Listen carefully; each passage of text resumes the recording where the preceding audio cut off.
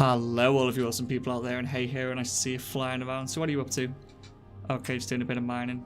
Oh, okay, and a little bit of a project discovery as well. Perfect. I was hoping to do a little bit of a tutorial, a bit of a how-to on project discovery. So I just want to drag the window over because I can see you've got it open to your main screen so we all can see it. There we go. And we'll just give a little bit of background on what this is. Basically, it's a way of making ISK, and you get a few rewards as well by finding planets in our solar system. Scientists kind of give us this information, and as capsulators we get to cipher through it, put our inputs into it and send it off. It's all very, very interesting. If you want to look it up, it's all over the EVE Online website. You can find out exactly how this data is used and stuff. But basically for us, it's a way of getting this in some good stuff. Now it can look a little bit confusing. As you can see, there's lots of bars, and Hero here is picking out kind of bars within a big graph of bars, and essentially what he's doing is he's finding a planet orbiting a sun and highlighting it to be sent off. So yeah, if you just want to click the little question mark in the bottom left corner of that window, Hero, that's it, just down there. Get rid of all that, what you're doing. Yep. And this basically opens up the tutorial. Now if you've never opened up this window before, you'll kind of be greeted with this anyway, so you won't need to go and find it. But basically this guy here, I'm not going to read it all, he's going to teach us exactly how project discovery works, so let's jump straight into it.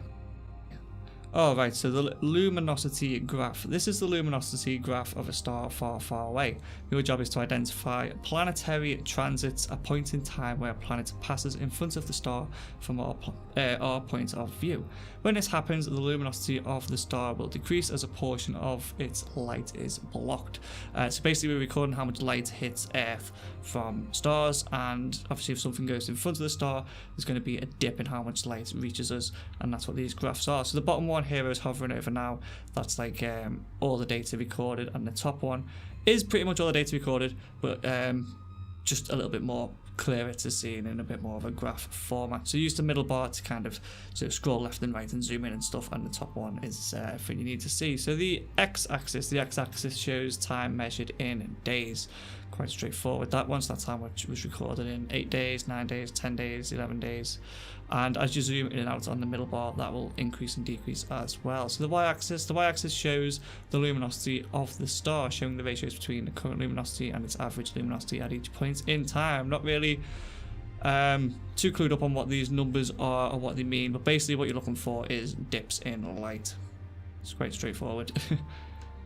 Okay, so secondary classifications. While finding transits, you can classify the star activity pattern. However, this will not contribute to your accuracy, as the main goal is to find planets. So there is different types of stars out there. We've got binary and ones that explode, some that flash, all that kind of good stuff. As you can see there, there's eclipsing binaries, rotating stars, pulsating stars, and eruption variable things. So if you do get a graph which isn't as straightforward as this one, you can just simply click one of them and say it's this kind of star, but you don't really get anything from it. So let's move on, since Hero's jumping ahead of me. Okay, so you can use this map slider to center the transients on the screen. So like I said, the bar in the middle, that's all the data over time, and you can shrink in and out and obviously move it around as Hero's doing now, and you get like a zoomed in version on the top.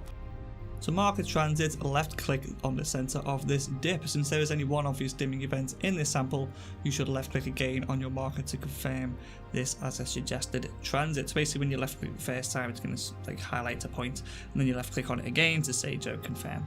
But this is basically going to make up the main bulk of what you're going to be doing. So you're going to have graphs in front of you, and they're going to look pretty boring or similar to this one, with loads of little lines going up and down, but it's all fairly level. As you can see, it's all around the 100.571% range, except for this one point it's highlighted at the bottom there, which Hero's just left clicked. It's an obvious dip, so something has passed in front of the star. So on the left there, we can toggle the marker visibility off and on. I don't quite know why you'd want to do this. Other than the tutorial, I've never actually used it. Have you used it, Hero? No, it's there though if it's something you'd want to use. Okay, so the star system, little graph in the middle there. The star system is simulated by your markings. Each marker translates to a single planet, and each planet moves in relation to the orbital period you have selected. The planet you have just marked can only be spotted once on the graph, so we assume it has a greater orbital period than the span of this graph. So every time you mark a transient, or mark a planet, it's going to put it on that graph. And once you've finished clicking everything you want to click and marking everything you want to mark, you basically just hit submit at the bottom there. It's a little animation, and it's going to say, well done, you have found the one obvious transient here. The way to recognise this as a transient is the prominent dip in the light curve, and it's U-shaped or V-shaped. The flux caused by the transient spans multiple data points on the graph. So basically, as long as you lined up one of those green dots you can see there with where you've selected, it's going to say, well done, you found the transient. And let's hit finish. Okay, so multiple transits. Now these do pop up quite often, and they're fairly easy ones, you know how. So celestial bodies can orbit around a star very fast. It's not uncommon for a planet to orbit around its host star daily or in a matter of a few days. You will now be guided on how to mark such transits. So it's going to show us exactly how we can kind of group all these together rather than selecting them one at a time. So just want to hit continue there. There we go. So it's going to show us detrending first. So firstly, this curve is from a rotating star with solar spots that causes periodic fluctuation in the star's brightness. Use the detrending tool to filter out this solar fluctuation. So I'm not exactly 100% sure on how this works, but basically you check this box and it's just going to flatten out the graph a little bit. As you can see, it's a little bit wavy and uppy downy at the moment. So if we just simply left click the little checkbox there, hero, next to where it says detrend. Come on, wake up. There we go. Give it a nice little left click. There we go. You can see it's now flattened the graph out. Now I can't quite read what it says on the left there here because you've managed to cut it off the screen. But I'm just going to carry on to explain how this is done. So as you can see, we've got lots and lots of different transients here, but they are kind of in a pattern. They're all evenly spaced. So what we can do, what Hero's going to do first, is just simply zoom in a little bit. We're going to select one, just left click once. There we go, and then simply move the mouse to the next one. We don't need to keep hold of any mouse clicks or anything, just move it over and then left click again. Okay, so at this stage your marking is still modifiable. When marking multiple transits, you will have to test your hypothesis in folded mode, which we'll be explaining shortly. If you are unhappy with the current state of your marking, it can be disregarded by right clicking on the graph surface. So it's time you need to do that now. So right click on any one of these lines, and it'll simply cancel it and you can start again. So just left click one and then left click another one. Lovely. And by folding the graph onto itself based on the orbital period that you have marked, the dips are overlaid onto each other. This lets us better compare the regularity of the dips compared to each other. Press and hold the button to further refine your selection and confirm a repeating pattern. Okay, so basically what you're doing here is you have to hit fold if you're dragging the bars further apart. Folded mode. In folded mode, you will want to align all the transient dips as well as you can.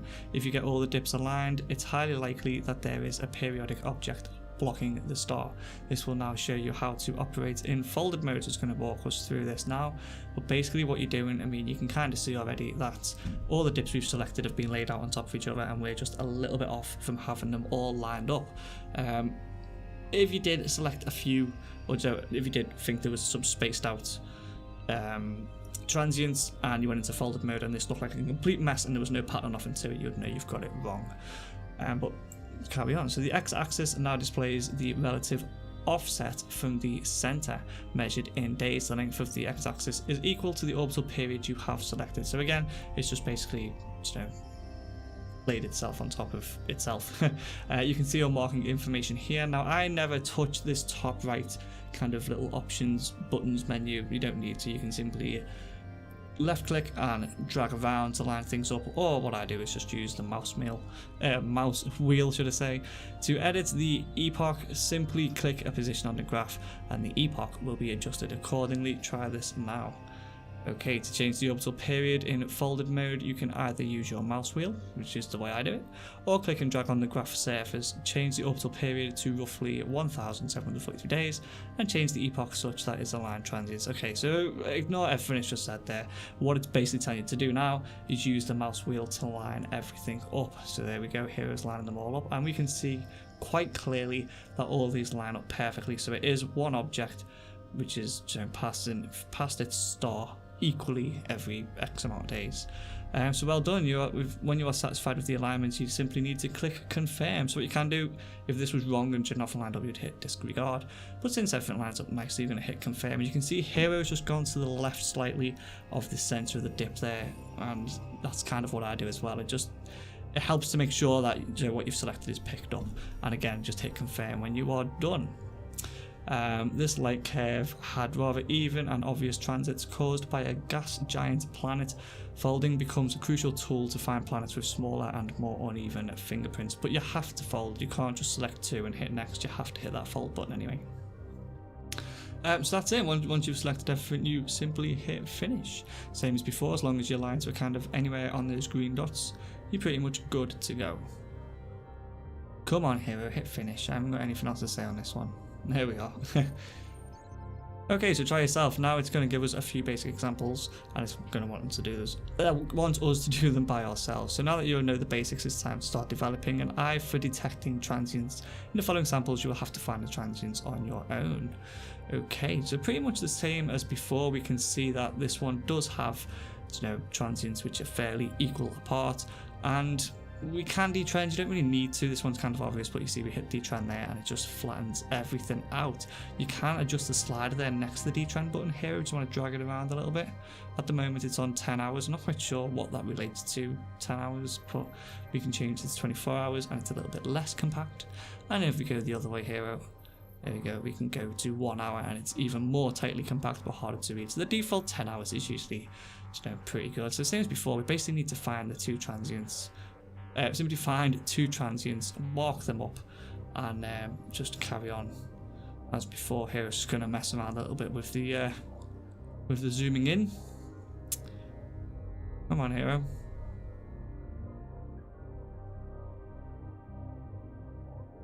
Not quite sure what you're doing here. It wants me to explain something, but I'm not getting it. Yeah, so left click one, and left click another one, and hit fold. And that is pretty much a bang on. You're not going to get much better than that, but it's always good just to wiggle the mouse anyway, just to make sure everything is ideally lined up. And again, he's just going to go to the left slightly and then hit confirm, and just have a little spy to see if there's anything else on there, because it's not uncommon to have multiple transits kind of orbiting the star. But there we go, we've got it. So the transients on this curve are caused by a star rather than a planet, yada yada yada. Yeah. So, on to the next one here. We have what looks like one of those orbiting bipolar star things. So on the bottom right hand side, you can see here it's already jumped to it. You're basically going to see if that pattern matches up with any of the example patterns on the bottom, and it does look like a pulsating star. Now you don't actually get anything extra for selecting the star. If there wasn't any transients there, you couldn't see any obvious transients, you would just simply hit no transients and you will not get punished for not selecting which star it is. But if you look at the top left there, Hero, when you can't hit the detrend, actually detrend's made it even more visible, you can see it does look like there is a transient there. It's on the left there, about the 2 days. That's it. So you simply want to left click once and then left click again to confirm that's just a single point, and then hit submit. Pay special attention to patterns that deviate from the norm. Here a U-shaped pattern is highly indicative of a transient. So I mean, I tend not to zoom in very often. Hero does zoom in every now and then, but if you zoom in, you will see the shape of them a little bit more. But basically, as long as you get your point or your line where you think the transient is close to where the transient actually is, so you're pretty much okay. You don't need to know if it's a U or V shape. So same again here, Hero. Just keep going through the tutorials. We're just going to fast forward here until you've done them all. And here we are, tutorial 10 of 10. Now, at first glance, this looks more realistic to the samples you're going to run into once you're actually out of the tutorial. Nothing really jumps out at you, but you have got to look a little bit because these transients mostly are hidden away. So Hero's going to have a quick look here, and sometimes you do have to guess if there's actually a transient there or not. And don't be afraid of getting it wrong. There's no massive consequences. You just don't want to be getting every single one wrong. Now, yeah, this one actually had no transients in it, but for some reason it's come up successful. So yeah, that's that. A lot of them won't actually have any transients in. If that's the case, you simply just hit submit or finish and basically just move on to the next one. You don't actually need to click anything. And that's it, the tutorial is completed. Thank you for completing the tutorial. However, this was a repeated run and you're not eligible for the tutorial rewards. I actually forget what the rewards were, but I'm guessing it's nothing kind of major. But here's the goodies you can get. Now Hero's already reached level 10, so he already has the hat. There it is. And next he's going to be getting the t-shirt. And then after that, at level 50, yeah, nice little t-shirt there, Hero. At level 50, he's going to be getting a pacifier blueprint. Now, these are the main reason people are doing project discoveries for these blueprints, because they can be worth quite a lot of money. Now, the price of the ships have actually gone down a little bit, but they're still worth a hell of a lot. So at level 150, we then get the next one, which is the Enforcer blueprint. Some clothing and skins, obviously, to gain along the way as well. More clothing, more skins and stuff. And last we get the Marshall blueprint. Now this ship used to be worth an absolute fortune, but it has dropped down in price a little bit. Let's have a look at how much they're worth now. There's actually none for sale in this region, but there is a buy order for one for 1 billion. So if that's a buy order, you can imagine that these things are going for quite a bit more. So yeah, if you actually do manage to get to level 500, then there are some goodies to be had. So the time now is 21:56. Here, what I want you to do is I want you just to go through these samples as you usually would for, let's say, I don't know, 10-15 minutes. And we'll come back to you and we'll see exactly how much ISK you have managed to earn.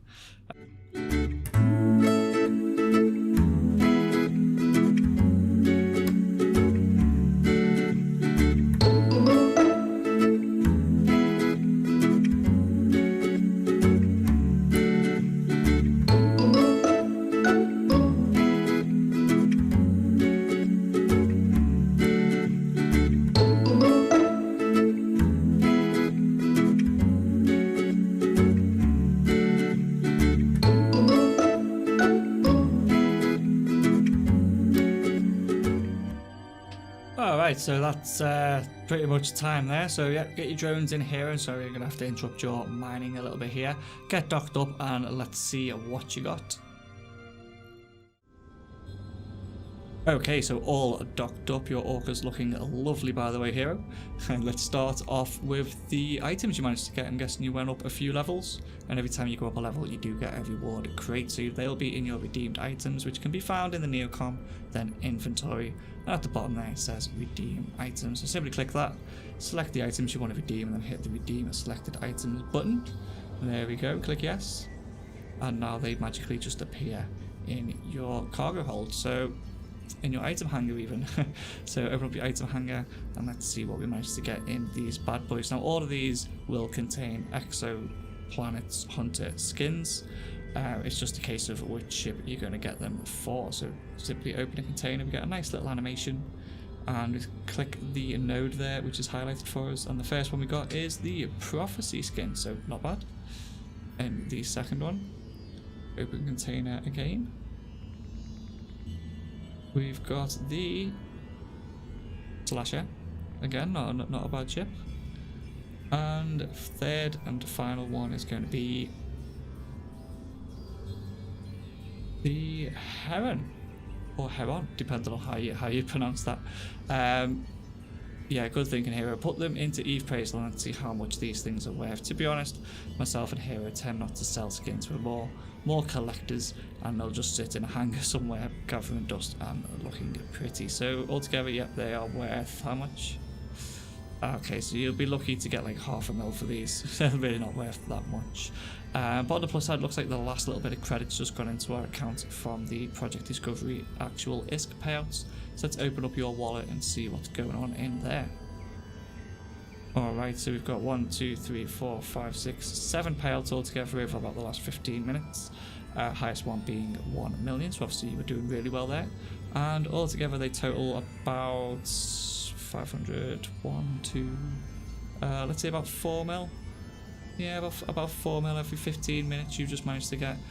So that works out at what, 4, 8, 16 mil an hour. So it's not a good way of making money. So if you were sitting in station and just wanted to sit in station and do this, it'll take you a long time to get pennies. But doing it as an extra on the side while mining or doing something else, you know, it's a good way of getting a little bit of extra risk.